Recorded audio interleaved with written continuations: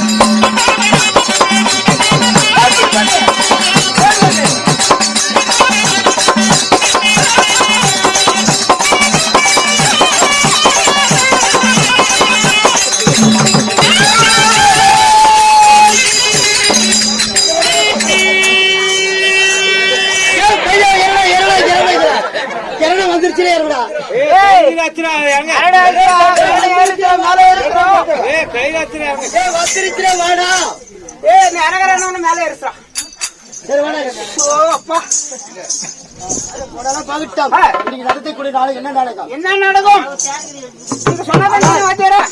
நடத்தக்கூடிய நாடகம் ஒரு பாரதிலே ஒரு கரணமோட்சம் சொல்லக்கூடிய நாடகம்.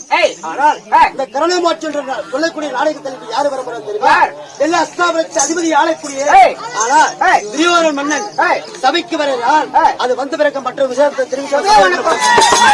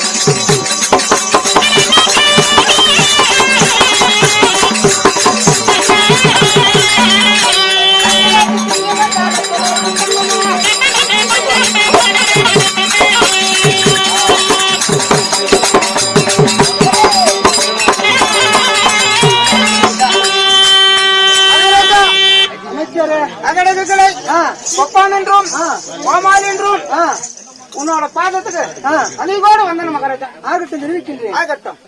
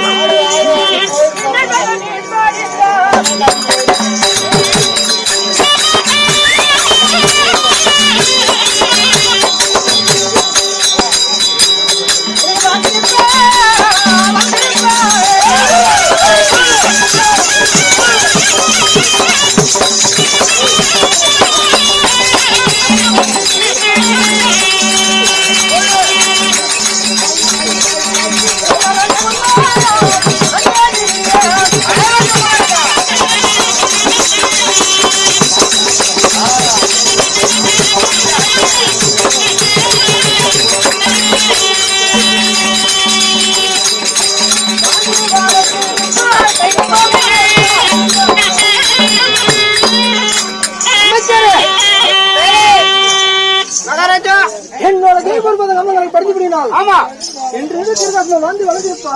ஓஹோ ஆகட்டும் மகாராஜா.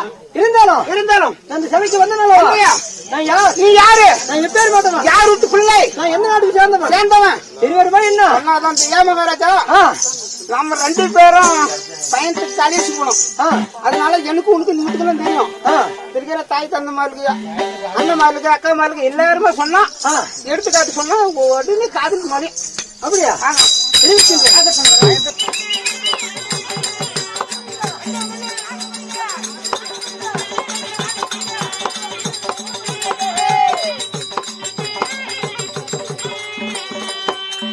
ராஜாதி ராஜன் என்ன?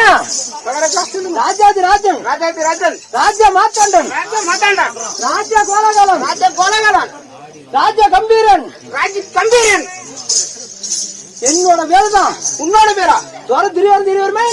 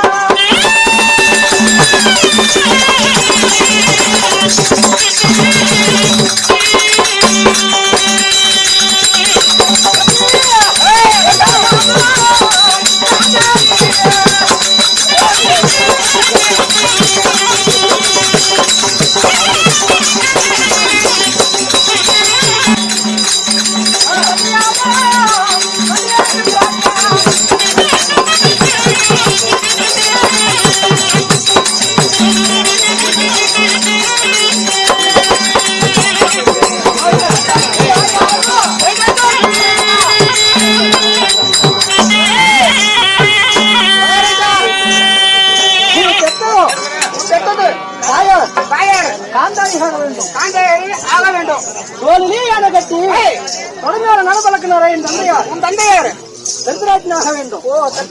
ஆமா அப்படியே அப்படி இந்த தாயாரு காந்தாரி இருந்தாலும் என் தந்தையாரோ திருநாட்டில் இருந்தாலும் உருவார்த்தேன். உம்ம பேர் தெரிஞ்சா உம்ம பேர் வந்து லட்சுமி. கேட்டுக்கிறீங்களா?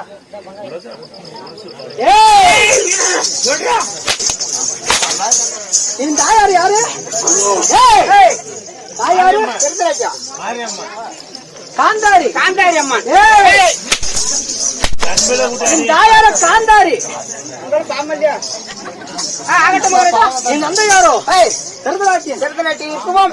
அப்படி திருநாட்டி தாயாரும் காந்தாரி இருந்தாலும் எத்தனை பேர் பிறந்தீங்க தெரிவிக்கின்றேன். ஆகட்டும் மகாராஜா. தீபாவளி வர்த்தகப்பட்டாச்சிரா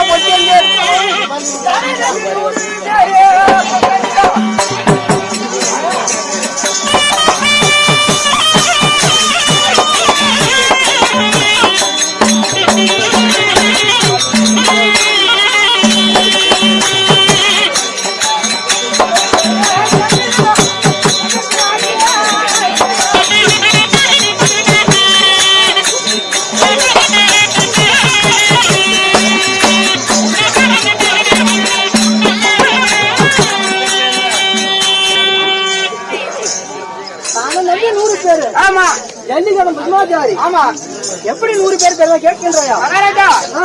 எப்படி மகாராஜா 100 பேர் பேர் எப்படின்னு கேட்கின்றா? ஆமா அந்த சின்ன அஷ்டவர் 56 ஜாதகம் சொல்லக்கூடிய என்னோட தாயாரோ இந்திய மதம் என்ன திருமணம் முடிச்சு வந்தது. ஓ இந்தியமும் முன்னால திருமணம் முடிச்சு வந்தது ரைட்டு. இந்தியம்மாவும் காந்தாரியும் என்னோட தந்தையாரு திருதராஜன் வந்தது. இரண்டாவதாக சிறிதந்தை பாண்டிராஜனும் குந்தி அம்மாவும் 56 பேருக்கு ஆட்சி பண்ணி வந்தார்கள். ஆமா அப்படி வருகின்ற போது 2 நேரத்திலையும் சிறுதந்தி பாண்டிராஜன் இல்லாதனால வேதவாசர் ஒரு விடுவாசனை செய்வா. ஓஹோ விடுதலை சென்றாரு. ஆமா சரி 2 நேரத்தில் இல்லாதனால ஒரு சாப்ப விடுவாசனை விட்டா யாரையும் சிறுதந்த பாண்டிராஜனுக்கு அந்த பாண்டியராஜனுக்கு விடுவாசனை தீர்க்கணும் சொல்லி சிறுதந்தை எங்க சென்றாரு? வனத்துக்கு சென்றாரு. ஆமா சரி அப்படி வனத்துல சில காலம் வனத்திலே இருந்து வந்தா அப்படி இருக்கின்ற போது குந்தி அம்மாவுக்கு தரும்பு வனத்திலே பிறந்தான். தரும்பும் வனத்திலே பிறந்தாரு. ஆமா சரி சரி அப்படி வனத்துல தரும்பு பிறகின்ற போது நாரத என்ன செஞ்சாரு? வனத்திலே தரும்பு பிறந்துட்டான் அப்படின்னு அஷ்டாபரம் ஜாதி எட்டினது. சரி அப்படி சேதி எத்திக்கும் போது என் தாயாரு காந்தாரி என்ன தெரிவித்தா இல்ல 56 56 முதலாக திருமணம் முடிக்க வந்தோம். ஆனா குந்தியம்மா பின்னதான வந்தா குந்தியம்மாவுக்கு ஆண்குழந்தை பிறந்துக்குது. எங்களுக்கு ஒரு குழந்தை இல்லையேண்டி அமீகள் எடுத்து அங்கத்தில் எடுத்தா இந்த ஆயார் எடுத்தா. ஆமா சரி. அப்படி அமீகள் அங்கத்தில் இருக்கின்ற போது இந்த ஆயார் அங்கத்துல உதரமாக கட்டிவிட்டது. ஓஹோ, உதரமாக கட்டிவிட்டது. ஆமா சரி. அப்படி உதரமாக கட்டுகின்ற போது மூதாராகி தாத்தா யாதவாசரு என்ன தெரிவித்தார்? அதே வெளிப்படுகின்ற போது முதலாக வெங்கடாமரத்தில் பிடித்தா. ஆமா, வெங்கடாமரத்தில் பிடித்து 98 மணி பிடித்தா இந்த வேதவாசி தாத்தா மூதாராகி தாத்தா. சரி. அப்படி பிடிக்கின்ற போது அது இந்த ஆயார் என்ன செஞ்சாரு? என்ன செய்தா? கோழி போல அவித்த காத்தா. கோழி போல அவித்த காத்தா. ஆமா சரி.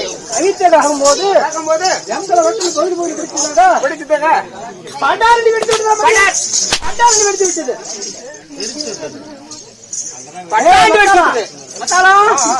படாரண்டி வெடித்து விட்டது. அப்படி விடுகின்ற போது நானும் வெங்கல விரியாகி படிச்சவன், தனியாக படிச்சவன். நானும் துரியோதனம் அஷ்டவரம் முதல் நீங்க தான் துரியோதனம். ஆமா, அதுக்குனாலதான் 99 பேர் என் தம்பி பிறந்தாங்க. அப்படி விடுகின்ற போது தெரிவிக்கின்றேன். ஆகட்டும்.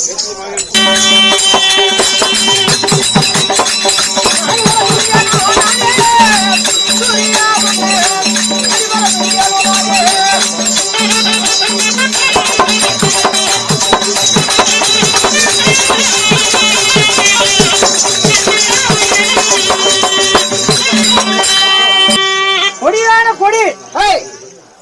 கொடி அரவக்குடி ஓட்டிக்கு மேல எவ்வாறு வருகின்றது பார்த்தாயா? அப்படியே சாமி அப்படியே பால் கொடினால அப்படி கொடி எப்படி ரைட் அப்படியா? ஆகட்டும்.